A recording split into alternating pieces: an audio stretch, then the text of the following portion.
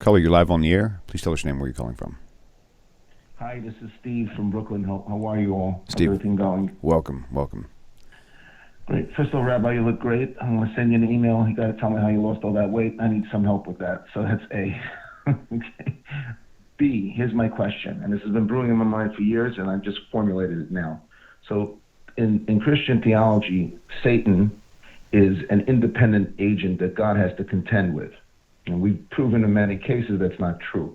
However, in studying the book of Genesis, specifically the section in Genesis, the first section, it talks about Nephilim. So according to Talmudic sources in Yoma, it talks about two angels, I forget their names, that were thrown out of heaven because they rebelled. So do you think that Christians got their version of Satan because they had proof or they had a thought that maybe angels could rebel? And how could angels rebel anyway? Aren't angels a manifestation of God's will? So how can an angel rebel or do anything but what God wants them to do? Thank you. That's my question. Is it clear? Yes. Very good. Okay, Stephen, thank you, brother, for calling in. Thank you. Have a great day. Hey, Thanks. you too. Yes, this is a very good question, and I address it in another show that I did a few weeks ago, but I'll quickly address it now. Satan, the job of this angel Satan is to seduce men away from God, cast forth his blandishments to all of humanity in order to give man free will. If Satan didn't exist, free will would be impossible because virtue would be impossible. You can't be tested unless you have something pulling you in the other direction. The source in Christianity that Satan is intrinsically malevolent, he is intrinsically evil, has nothing to do with any Talmud or Midrash. I'll cover that in a moment. Its source is dualism. Dualism was a kind of thinking that was ensconced in Zoroastrianism, but that's something else. Dualism was an idea that was permeated the religions of the ancient world. Dualism means that there are essentially two divine forces, at least two. There were many who believed there were hundreds and hundreds of divine forces like this, hundreds of them. And we know from Islamic literature that in Mecca there were hundreds of these, also the demons and so on, prior to the advent of Islam. We know the Gnostics believed in hundreds and hundreds of these. But the point is that the ancient world wasn't crazy. If you have no Torah and you don't have the heart of Abraham, so what you observe in your life are, please God, many wonderful things in your life, but chas v'chalila, it shouldn't happen, but there are some things that are not so good, and they seem inexplicable. We see people behaving really well, and we see some people who are mamish completely evil. And we don't. It's hard to. We see just competing forces in the world, and what it appears to us is that it must be there are multiple deities at working here. So Christianity invented nothing; it borrowed everything, and it borrowed this heavily. The idea of the Antichrist, which is in many places in the Christian Bible, it's by name in the first two epistles of John and 2 Thessalonians and Revelation. The idea is that there's an angel, a divine type of being, who was the highest of all angels, and it went into rebellion against God because of his pride. This has nothing at all to do. There's nothing like that. On the contrary, in Tanakh, Satan does whatever God tells him to do. That's all. Satan has a job, which means once he's programmed, he might bring a case before God and say, look at this guy Job. He's very righteous, but maybe if he wasn't so wealthy and successful, maybe he wouldn't be righteous. So he's given permission to do what God instructs him to do, but not take the life of Job. As an example, Satan might bring Yehoshua ben Yehoitzadok, the first high priest of the Second Temple, before God, because he had dirty clothes, which really means that his son intermarried, and which we find in Ezra chapter 10, verse 18. But that's all he can do. He is malach means messenger. The word angel, in fact, in Latin, the same thing. It means messenger. He cannot operate independently. Okay. So the caller asked the question, but we have a Gemara, we have a Talmud, we have more than a Talmud, we have a Midrash. And essentially, so first of all, what I've explained to you is very, very simple. So now we come to Genesis chapter 6, verse 1. Genesis chapter 6, verse 1, I'm going to just frame it for you. It introduces us to the sins that permeated the world that man was engaged in. And in fact, we're introduced to Nephilim. Nephil means to fall. Bnei Elohim, sons of God. It doesn't mean sons of God. It means powerful people, people of enormous stature who had seized women against their will and forced them to have their children, raping women and forcing them to bear their children. Okay? That's what's going on here. Now, just so you understand, Tanakh does not use our vernacular. So when Psalm says Havul Hashem b'nei Elim, it's the same words. It means the sons of the mighty. That's all it means. Judges in Exodus chapter 21 and 22, they're called God, but they're not God. They're people who are, in that case, representing teaching or God's law. I can go through this, but don't dare impose idioms and linguistic conventions onto Tanakh, or you are going to be lost. You are fried. You're gone. You might say it's not convenient. You have to go back to the Hebrew and study it properly. Okay, can't go all those sources. It's everywhere, all over the place. Okay, and this is what people do. People read texts, and they like they're reading, I don't know, a newspaper. I don't even know what, and they think that Tanakh is using their One thing I don't think I ever said to you, and that is, this is really important. I don't think I ever said publicly. So, besides all the problems that translators do, even well-meaning Jewish everybody does this. That means the Christian translations are corrupt completely, but all translators try to make a text readable. Hebrew and English are languages of two different species, two different families. I mean, really different. This is not Portuguese and Spanish or Italian and English where there's a relationship. They're just completely unrelated. And the problem is, if you translate Hebrew word for word, just take each word and put the meaning of that word, it wouldn't make any sense. And therefore, the translator has to add the words in English and any Indo-European language in order so that you can understand what they're even saying.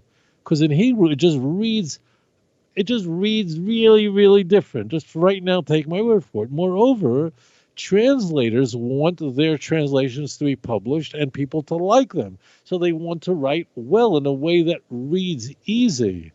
And therefore, they will complement the text. They will add all sorts of words or selectively adjust and not use the proper exact meaning of a word because it doesn't read well.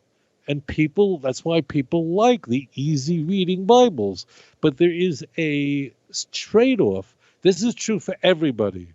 There are certain translations that are more closer to there's no such thing as a word for it. If you word for word translate Hebrew to English, that doesn't exist. People use that term about the American Standard Version. It's not even close. But there are translations which really go for the easy reading to make it pleasant to read. Okay? And therefore, more compromise is necessary in the language. Okay, this is really very simple. Okay, so Tanakh, not only is it a problem of the linguistics, it's an issue of convention. Tanakh uses idioms that we would never use in a million years today. No one talks that way. You better know how Tanakh speaks and not how people speak, or you are gone. Just sign off and go. You're done. You're fried, and you're going to get yourself in a lot of trouble. One other caveat, I don't think I ever said also.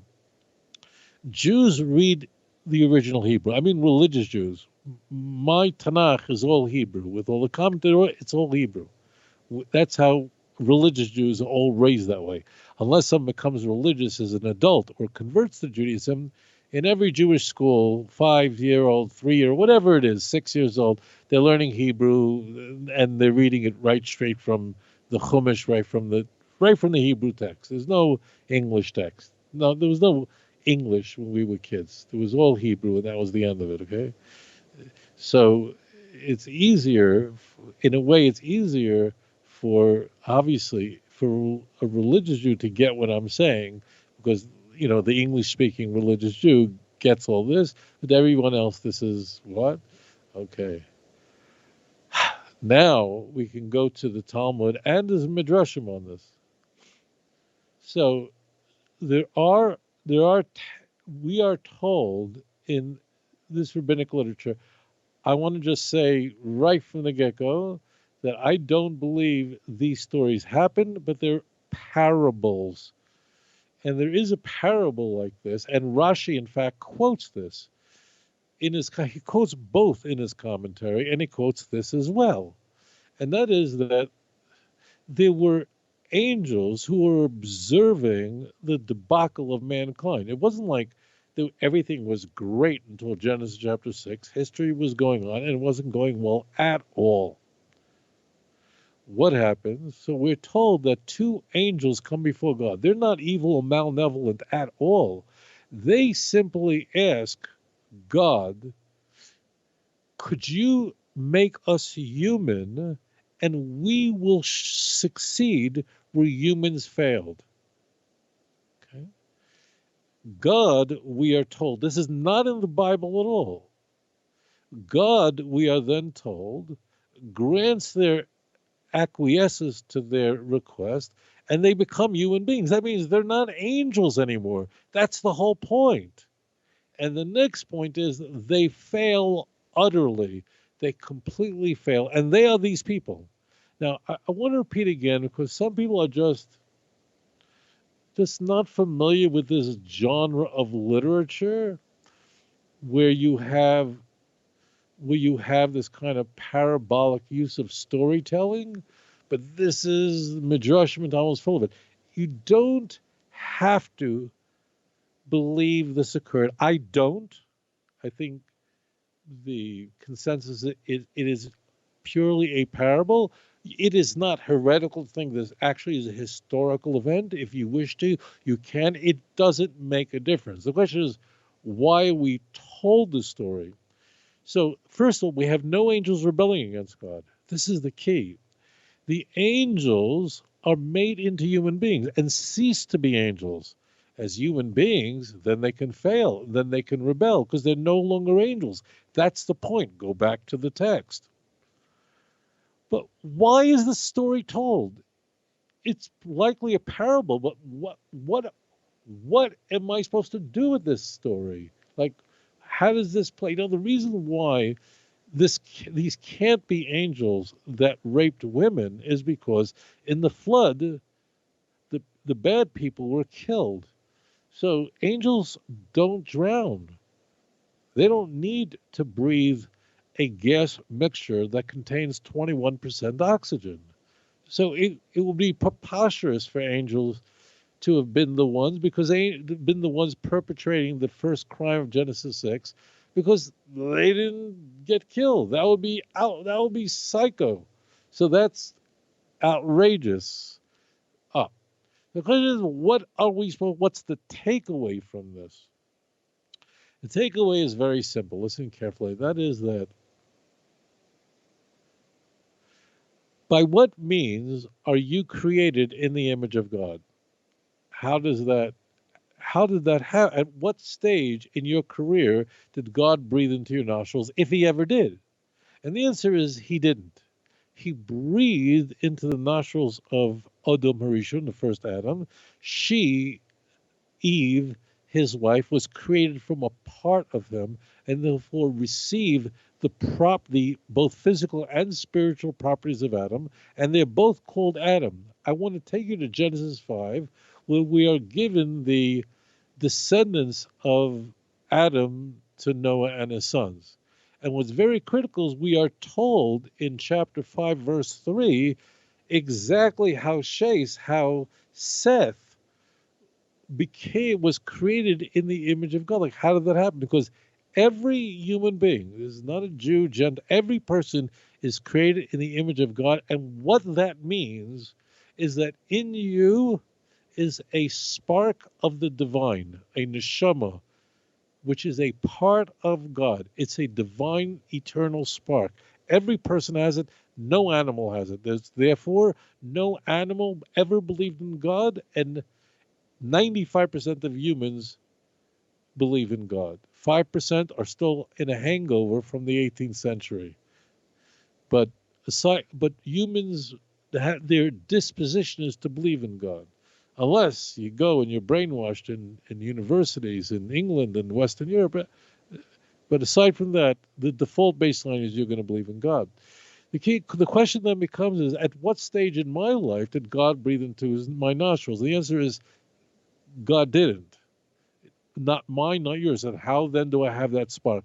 And the answer is that I am created in the B'Tselem, in the image of Adam, in the image of my parents, who are their parents. All of us are built on Adam. And this is literally in the text. If you look at Genesis chapter 5, verse 3, and Adam lived 130 years, and he begot a son. Look at the next words. In his likeness. Who's the his? His is not God. His is Adam. So that pronoun is referring to who? It's referring to Adam's likeness. So Shes, his son, received the demus, the Tselem Elokim from Adam, not directly from God. And it's passed on from generation to generation. And therefore, and after his image, and named him Seth. Explicitly, Genesis 5, verse 3. And therefore, now think. Here's the rub. And this is what our sages using this parable are trying to illustrate. If the angels come to God in Genesis 6 and say to God, make us human beings, means give us a human form. We're no longer angels. We become angels, and we could succeed where others have failed, and they fail. What are we to learn from that? What didn't they get? Think. If angels are turned into humans, what did they not receive? They are not descendants of Adam. If they're not descendants of Adam, then they're not created in the image of Adam, as Seth was. And therefore, they don't have a chance. Noah, he not only had a chance, was this week's Parsha, Noah was a great man, and he lived in a vicious neighborhood. So to be great in a bad neighborhood is quite a great thing. Noah lived in a really bad neighborhood, and he managed to do it. But Noah was created in the image of Adam. These angels, would they have been created in the image of Adam? The answer is no. And the purpose of the parable is not to tell us what the plain meaning is. Not what it is. The purpose of the parable is to show us that the only chance we have to choose God and to be faithful is to be created in the image of God by being created in the image of Adam through our parents. So that's a great question, Steve. You got to study these parables very, very carefully, because if you read a story in Midrashic type literature, in Agadata, that's what it's called, and why am I told this story? Why am I getting this parable? And if you don't know why, it means you don't get it at all, zero. And I encourage those of you who study these parables, the point is that without being created in the Tselem Elokim, in the image of God, through what? The Tselem of Adam, in the image of Adam, you can't succeed. That's the whole point of the parable. So that's why these texts need to be studied very carefully. They require enormous commentary, because in truth, our sages of Blessed Mary were just geniuses, and they would say something, and you're going, well, what do you mean? And it would be like, sometimes I do this on YouTube. I watch, like, you can watch a professor at MIT teaching quantum physics. Try it. Go YouTube, quantum physics, MIT, Massachusetts Institute of Technology, one of the finest in the world, right? And all the kids are all geniuses there. I've lectured there. Believe me, they're very smart. And you start listening to a professor's lecture, and within 10 seconds, unless you have a very strong background in math and physics, you don't know what he's even talking about, right? In order to get into MIT, you have to be a genius and have a tremendous science background. You can't even get in. So therefore, that's what our sages are doing. They leave out all sorts of information. They don't explain delta and all these. They don't explain that because it is assumed that you already understand it. Thank you for your question. Let's move on.